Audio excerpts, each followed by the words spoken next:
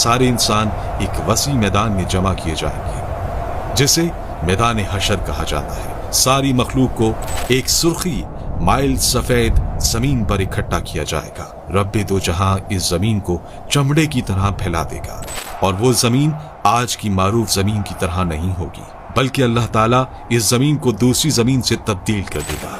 आसमान को भी इसी तरह तब्दील कर दिया जाएगा। ये मैदान इतना बड़ा होगा कि तमाम इंसानियत इसमें समा जाएगी। ये मैदान बिल्कुल हमवार होगा, कोई पहाड़, कोई गढ़ा, कोई बुलंदी नहीं। क़यामत के दिन हर मरहला पिछले से ज्यादा हैबतनाक और खौफनाक होगा। इसके बाद सूरज सर के ऊपर आ जाएगा। अंदाजा लगाइए कि आज सूरज तकरीबन 4000 साल की दूरी पर है और हमारी तरफ इसकी पीठ है।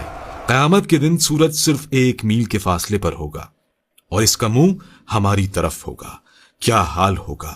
हमारे भेजे गर्मी की शिद्दत से खौल रहे होंगे और इतना पसीना बहेगा कि 70 गज जमीन में जज्ब हो जाएगा। फिर जो पसीना जमीन ना पी सकेगी वो ऊपर की तरफ आएगी।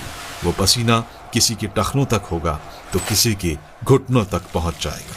कोई कमर तक इसमें गर्क होगा तो कोई सीने तक इसमें तैर रहा होगा।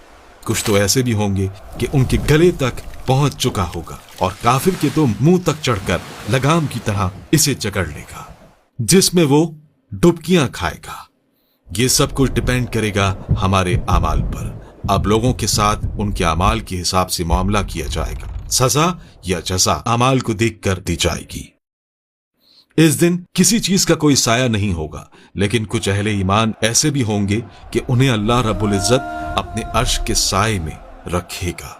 इस गर्मी की हालत में प्यास की क्या कैफियत होगी। हाल ये होगा कि जबानें सूख कर काटा हो जाएंगी। कुछ तो जबानें मुंह से बाहर निकल आएंगी। दिल मुंह को आए होंगे।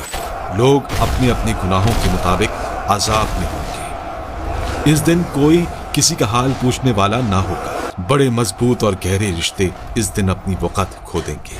रिश्तेदारियां और ताल्लुकदारियां किसी काम नहीं आएंगी। यहाँ तक कि सगे रिश्तेदार जो दुनिया में एक दूसरे को देखकर जीते थे, इस दिन एक दूसरे से जान छुड़ाएंगे। भाई भाई से भागेगा, माँ औलाद से पीछा छुड़ाएगी तो औलाद माँ से दौड़ेगी। बाप बच्चों से बेजार होगा तो बच्चे बाप से भागेंगे। बीवी शौहर से भागेगी तो शौहर बीवी से भागेगा।